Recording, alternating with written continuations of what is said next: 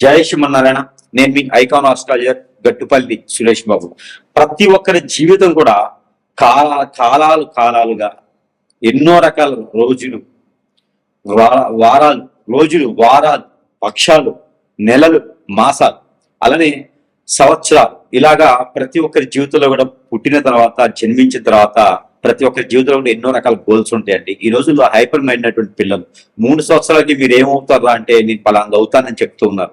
అలాంటి మనిషి మైండ్ లో అన్ని రకాలుగా కూడా మనం అనుకుంటూ కూడా ఆ వయసుకు వచ్చే సమయానికి అవన్నీ కాకుండా గోల్స్కి వెళ్ళిపోతా ఉన్నాయి. ఏదైతే కోరికలు ఉన్నాయో కోరికలు వెళ్ళిపోతా ఉంది. కానీ మనం జీవితంలో ఎదగలేకపోతా ఉన్నాం. ఇవన్నీ కూడా గమనిస్తూ ఉన్నారు. పోనీ కొంతవరకు మనం ఎదిగామనుకుంటే ఎవరెక్కడ కళ్ళు పడతా ఉన్నాయి.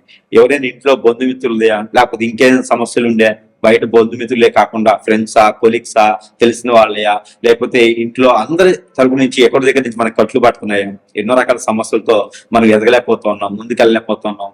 పుట్టినప్పటి నుంచి చివరి వరకు కూడా ఇలాంటి ఆర్థిక సమస్యలతో ఎదుగులేకపోతూ ఉన్నారు. నాలెడ్జ్ ఉంటుంది, తెలివితేటలు ఉంటాయి, అందరికీ ఉంటుందని తెలివితేటలు, చదువుకుంటారు, కానీ ఏం చేయలేని పరిస్థితి ఉంటుంది. అందరిది కాలం రాదు. అదేమంటే నువ్వు మా నాన్న కోటీశ్వరుడు కాదు, మా నాన్నకి ఆస్తులు లేవనుకుంటే ఎవరికి ఆస్తులు ఉండవండి. మన తెలివితేటలతో మన దరిద్రం బాగాలేకపోతున్నాం, అలా అయిపోతాం తప్పితే ప్రతి ఒక్కరి జీవితంలో ముందుకెళ్ళాలని సంకల్పం ఉంటుంది. ఒక్కొక్కరు ఉంటారండి, ఇంకా నేను చెడిపోవాలి, ఎదురుని చెడగొట్టాలి, వాడు బాగుపడకూడదు అనేటువంటి వ్యసనం, రంది, కుళ్ళు ఉంటుంటారు కామన్. కానీ ప్రతి ఒక్కరి జీవితంలో పుట్టగానే మంచోడు అవుతారు, మంచి పుట్టగానే చెడ్డోళ్ళు అవరు కదండి. సావాస దోషం బట్టి అలా చెడ్డోళ్ళుగా మారిపోతూ ఉంటారు, వాళ్ళ ఆలోచన విధానం మారుతూ ఉంటుంది. కాబట్టి ఇక్కడ మనకి ఏం మాట్లాడాలనుకున్నాం అంటే కనుక ముఖ్యంగా మనిషి జీవితంలో అవసరం ఏంటండి? ఆర్థికం. డబ్బు ఉంటే సాధించలేదు ఏది లేదు. డబ్బు ఉంటే ప్రతిదీ మన చేతులకు వస్తుంది. డబ్బు ఉంటే మనకు చెంతకే చేరుతుంది ఏదైనా సరే. సీఎం అయినా, పిఎం అయినా, లేదా ఇంకా ఇతరైనా సరే ఏ సమస్యని పరిష్కారం కావాలి మన కలియుగంలో అంటే కనుక ఇటీవల అయితే మాత్రం ఖచ్చితంగా డబ్బే అవసరం అండి. రూపాయికి ఎన్ని ఫోన్లు వస్తాయో కాదు, ఎన్ని ఫోన్లకు రూపాయి వస్తే పరిస్థితికి ఏర్పడ్డాము, ఎన్ని డాలర్స్కి రూపాయి వస్తుంది కాదు, రూపాయికి ఎన్ని డాలర్లు వస్తాయి అనే దానికి వెళ్ళిపోవాలి. కాబట్టి ఇక్కడ మనం ఏమనుకుంటున్నాం అంటే ప్రతి ఒక్కరు కూడా ఆర్థికంగా ఎదగాలి. ప్రతి ఒక్కరి జీవితంలో కూడా ఏదో ఒక లోపం, ఏదో ఒక తాపం, ఏదో ఒక శాపం కొట్టి పిట్టాడి దొరుకుతుంటుంది. కానీ ఇవన్నీ కూడా మనకి ఏ రకంగా అంటే ఏదైనా గురువుని నమ్ముకున్నామా, మనం బలేతూనే ఉన్నాము, ఆ గురువు మనల్ని మోసం చేస్తూ ఉన్నారు. ఇలాగా మనకి ఎన్ని రోజులు బతుకుతామండి ఈ బాధలు. భార్యను చేసుకున్నామా ఏదో ఒక రకంగా వెళ్ళిపోతా ఉంది, భర్తను చేసుకున్నారా మాట వినట్లేదు, కొడుకులు, బిడ్డలు అన్ని ఎవరు కూడా మాట వినే పరిస్థితి లేదు. అదే పిల్లలు పుడితే వాళ్ళ వల్ల ఎదుగుతారేమో అనుకుంటాము. కానీ పరిస్థితులు ఎలా మారిపోయినంటే ఈ రోజున వ్యవస్థ బాగలేదు. కానీ మనం అందులో బాగుండాలి కదా. మనం ఉన్నటువంటి పరిస్థితుల్లో ఆరోగ్య సమస్య కానీ మరి ఇతర సమస్యలు వస్తే ఏంటి సమస్య, దానికి పరిష్కార మార్గం ఏంటి, ఎవరిదైనా మాట్లాడితే దూరం అవుతా ఉన్నారు. అసలు ఇవన్నీ కారణాలు ఏంటి, ఎక్కడ జరుగుతుంది మనకి అనుమానం ఎక్కడ? ఇది మనం ఒకసారి గమనించుకున్నామా? మన పూర్వకాలంలో ఏమేదంటే ఒక చిన్నపాటి ఎదురురాయి తగిలితే మన పెద్దవాడి ఇంట్లో కూర్చొని ఆ ఎదురురాయికి మందు వేస్తూనే అసలు ఎదురురాయి ఎందుకు తగిలింది, అసలు ఎదురురాయి అక్కడ ఎందుకు ఉంది, అసలు ఎదురురాయి మనకు తగిలే అవసరం ఏంటి ఆ సమయంలో, అసలు ఎదురురాయి ఇలా తగిలింది అంటే దీనికి కారణాలు ఏంటి అని వెతికి ఒక బుక్ను తయారు చేసేవారు. బాగా గమనించుకోండి. మన పెద్దవారి ఇంట్లో ఉంటే ఇలా జరుగుతుందని వాళ్ళు చెబితే ఎదురురాయి అది.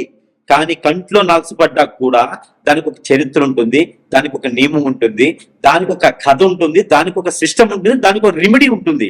మనం కొట్టి పడేయడానికి లేదు. మనం ఈ రోజు కంట్లో నలసపడింది అంటే గనక ఆ దానికి కారణం మనం వెతకగలిగితే మరొక మన తరాలకి, కింద తరాల వాళ్ళకి కంట్లో నలుసు పడకుండా చేయొచ్చు. అది మన పెద్దవాళ్ళు మనకు చెప్పినటువంటి విద్యా ధ్యానం. అలాంటి విద్యా ధ్యానంలో మనం ఈరోజు కంట్లో నలిచిపడ్డా కాదు, పెద్ద గుండ్రాయి వచ్చి ఎదురుకు పడ్డా కూడా మనం ఆయన చెప్పి వదిలేసి వెళ్ళిపోతా ఉన్నాం, లేకపోతే ఆ కాసేపు ట్రీట్మెంట్ చేయించుకుని అవన్నీ మూఢనమ్మకాలండి కొట్టిపడేస్తూ ఉన్నాం. కాదండి, ప్రతి ఒక్కటి కథ ఉంది, ప్రతి ఒక్కటి చరిత్ర ఉంది, ప్రతి ఒక్కటి దీమం ఉంది, ప్రతి ఒక్కటి సనాతన ధర్మంలో ఎన్నో విలువలు ఉన్నాయి. ప్రతి ఒక్కటి కూడా మనకి లిఖించబడినట్టు మన పెద్దల అనుభవాలు చాలా ఉన్నాయి. ఇందులోను మనకి ప్రతి ఒక్కటి కూడా సూక్ష్మంగా గమనించుకుంటే కనుక ఆ ఎక్కడైతే మొదలైందో, ఎక్కడైతే ఈ వేరు కాదు మనం చూడాల్సింది, ఆ వేరుకి మొదలైనటువంటి ఇత్తనం ఉందో, ఆ నారు ఏదైతే ఉందో, ఇవన్నీ కూడా మనం గమనించి గనక పీకి వేస్తే ఖచ్చితంగా మన సమస్యకి పరిష్కారం దొరుకుతుంది. ఇది కూడా గమనించుకోవాలి. మనం మోసపోతున్నామంటే నేను మోసపోవడానికి కారణం నేనే, ఎదుటివాడు కాదు. నేను ఇబ్బంది పడ్డాను, నన్ను ఎవరైనా కొట్టారు, నన్ను ఎవరిని ఇబ్బంది పెట్టారంటే కారణం ఏంటి అంటే ఎదుటి వాళ్ళని నమ్మడం వలన. ఎదుటి వాళ్ళని మీరు నమ్మడం వల్లనే ఈ రోజుల్లో కనుక మనకి ఇది అవుతుంది. కాబట్టి ప్రతి ఒక్కరు కూడా గ్రహించండి, గమనించండి, ఆలోచించండి, ముందుకు వెళ్ళండి. ఇక్కడ మనము సరైన సమయానికి నిలదొక్కోలేకపోవటం, పెళ్లిళ్ళు అవ్వకపోవటం, పేరెంటాలు అవ్వకపోవటం, సరైన సమయానికి జీవితంలో ముందుకెళ్ళలేకపోవటం, ఎన్నో రకాల గోల్స్ ఉంటే కాళ్ళేమో గడపలు దాటవు, కోరికలేమో కొండలు దాటితే, ఇవన్నీ కారణాలు ఏంటి అనేది మనం ఒక్కసారి చూద్దాం. రాశి ప్రకారంగా, ఆ రాశిలో ఉండే లక్షణాల ప్రకారంగా, అందులో ఉండే మనుషుల ప్రకారంగా అసలు ఏం జరగడం వల్ల మనకు ఆర్థిక స్థితిగతులు మెరుగవట్లేదో ఒకసారి మనం పరిశీలన చేసుకుందాం. ద్వాదశ రాశిలో ఒకటి మిథున రాశి. మిథున రాశి వారికి ఆర్థిక సమస్య మిథున రాశి వారికి ఎలా వస్తుంది తెలుసా అండి? అసలుకే సెన్సిటివ్ తత్వంతో ఉంటుంటారు, అందరినీ ఆకట్టుకుంటూ ఉంటుంటారు అనుకుంటారు అందరూ. కానీ మీ సెన్సిటివ్ తత్వం చాలా గొప్ప విశేషం. అందరిని ఆకట్టుకోవడం అంటే అది అందరితనం కాదు. కానీ మీకున్నటువంటి మంచితనం, ఎదుటి వారిని ఆరాధించేటువంటి గుణం, అలానే ఎదుటి వారిని దగ్గర చేసుకునే తత్వం, ఇవన్నీ కూడా మీకు చెడు. ఎందుకంటే కలియుగంలో మంచితనంతో ఉంటే ఎవరికి సుఖం ఉండదు, మంచితనంతో ఉంటే ఎవరికి నిద్ర పట్టదు. అలానే ఎదుటి వారికి మీ మంచితనం ఆసరాగా తీసుకొని మిమ్మల్ని ఇబ్బంది పెట్టి మోసం చేసేటువంటి తత్వం ఉంటుంది చూసారా, అది మిమ్మల్ని సరిగా అర్థం చేసుకోగలిగితే కనుక ఖచ్చితంగా వారికి రాజయోగం ఉంటుంది. అర్థం చేసుకోకపోతే వారికి దరిద్రం కన్నా తక్కువ, దరిద్రం కన్నా ఇంకా ఏమైనా ఎక్కువగా ఉంటే అది పట్టేసి అనుభవిస్తూ ఉంటారు అనమాట. అలానే రూపాయికి ఆశపడే వాళ్ళు మీ దగ్గరికి వచ్చేసి మిమ్మల్ని ఆశ పెట్టేసి, ఇబ్బంది పెట్టేసి, మిమ్మల్ని ఆలోచింపజేసేసి మీకు దగ్గరైపోతూ ఉంటారు. మిమ్మల్ని దగ్గర వేసి వాళ్ళు మీ దగ్గర నుంచి వనరులు మాత్రమే తీసుకొని మిమ్మల్ని దూరం చేసేసి, మిమ్మల్ని ఇబ్బంది పెట్టి, బాధ పెట్టి మోసం చేస్తారు. ఇలాంటి వాళ్ళ వలన మీరు నష్టపోతారు, ఇబ్బంది పడతారు, భంగపడతారు, బాధపడతారు, రోడ్డు వెంబడిపోతూ ఉంటారు. మీరు మళ్ళీ ఎదుటి వాళ్ళని డబ్బులు కూడా అడగలేరు, ఎదుటి వాళ్ళని ఏ వస్తువును కూడా మీరు మళ్ళీ అడగలేరు. కోల్పోయింది ఏది కూడా మీ దగ్గరికి రాదు. కాబట్టి మీ చేతులతో ఎవరికి కూడా ఎప్పుడు కూడా ఏది ఇవ్వకండి, వస్తు రూపంగా ఇవ్వకండి, మళ్ళీ అడిగేంతగా ఎవరికి ఇవ్వకండి. కాబట్టి మీరు చాలా జాగ్రత్తగా ఉండాలి. మీ సెన్స్ తత్వానికి ఏంటంటే ఎవరైనా ఏదైనా అంటే మాట్లాడుతుంటే మీరు ఓర్చుకునే తత్వం. అందులోనూ స్వస్థానంలోను, అందులో 4వ స్థానం 6వ స్థానంలో కనుక గురువు ఉండి లేదా శుక్రుడు ఉండి వారిపైన కేతువు గాని చంద్రుడు గాని దృష్టి ఉంది అంటే గనక ఖచ్చితంగా మీకు ఆదాయం అనేది పోయినటువంటి రూపాయి ఎట్లా కూడా ఏదో ఒక విధంగా అయితే మీకు దగ్గరికి మళ్ళీ చేరుతుంది. లేదు అంటే కనుక మీకు ఎన్నో రకాల ఇబ్బందులు, అవరోధాలు తప్పదు అని చెప్పుకోవచ్చు. అలానే భార్యాభర్తలు కూడా అండి, మీకు ఒకళ్ళని కాదు, భార్యాభర్తలు కూడా మోసపోయేటువంటి తత్వం. ఎవరైతే మిథున రాశిలో ఉన్నారో వారు సహాయం చేస్తారు, ఎదుటి వారేమో సహాయం పొంది, ఆ సహాయం పొందిన తర్వాత ఎగిరి గత్తేసే విధంగా వాళ్ళని బయటికి నెట్టేస్తూ ఉంటారు.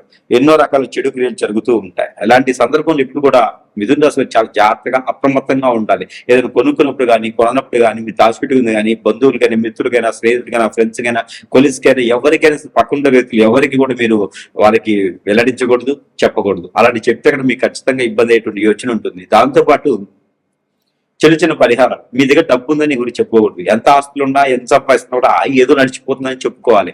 అలా మీరు చెప్పడం ద్వారా ఏంటంటే మీ పైన చెడు దృష్టి కూడా ఎక్కువగా ఉండేసి మీరు డబ్బు సంపాదించడానికి అవిపురుగా లేకుండా విజ్ఞానం కలిగిస్తూ, ఆటంకాలు కలిగిస్తూ ఉంటారు. కాబట్టి మీరు ఎప్పుడు కూడా ఎవరికి ఏం చెప్పుకోండి, ప్రశాంతంగా జీవితం గడుపుతూ ఉండండి. ఏదో ఒక దాంట్లో నిమగ్నమై ఉంటారు. మీరు ఎక్కువగా పనులు చేయరు, అంటే అన్ని పనులు కలుపుకొని చేయరు. మీరు ఒక పని ఒకసారి, ఇంకో పని ఇంకోసారి, కొన్ని రోజులు పని కొన్ని రోజులు ఇంకో పని చేయరా.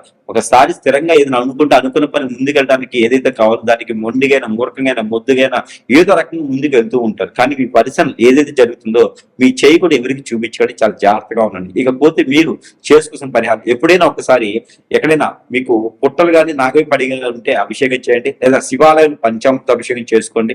ఎక్కువగా మీరు చెరకు రసం తాగుతూ ఉండండి. అలానే ప్రతిరోజు కూడా స్నానం చేసిన నీటిలో కర్పూరం బిళ్ళలు కానీ, ఉప్పు కానీ, లేకుంటే కనుక పసుపు కానీ చిటికలు వేసుకొని స్నానం ఆచరించండి. ఇలా చేసినట్టయితే కనుక ఖచ్చితంగా మీరు కూడా ముందుకెళ్ళేటువంటి యోచన ఉంటుంది. ఎవరిని ఎదుటి వాళ్ళు నమ్మేసి అందరం మనవాళ్ళే కదా అని అనుకోకుండా ఒక్క బోర్ల పడి మోకాళ్ళు ఇరిగిపోతాయి. కాబట్టి అలాంటి వాటి వలన మీరు ఖచ్చితంగా ఇబ్బంది పడతారు. మీకు మీరుగా ఎదగాలనుకోండి, పార్ట్నర్షిప్ లో మీకు కలిసి రాదు.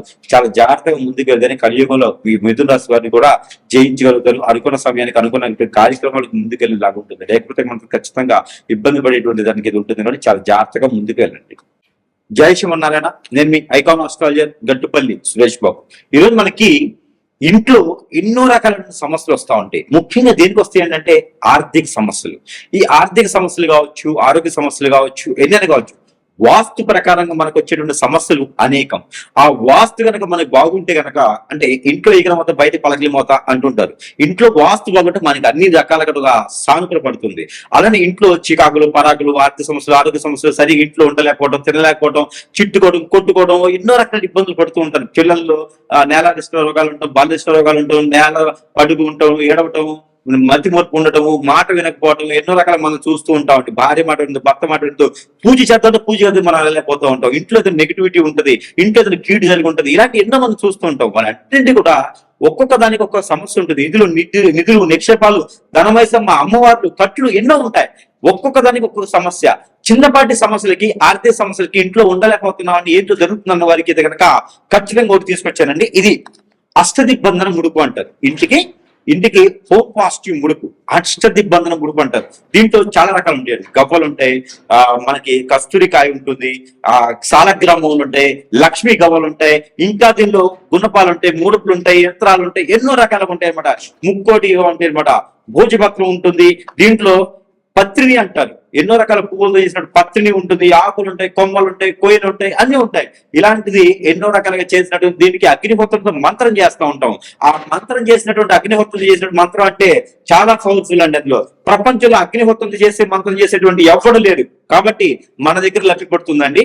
ఇది ప్రతి ఇంట్లో కూడా ఒకటి ముడుపుగా కట్టుకోవాలి. మన సింహద్వారానికి లోపల వైపున బయట వైపున నేను చూసిస్తానది.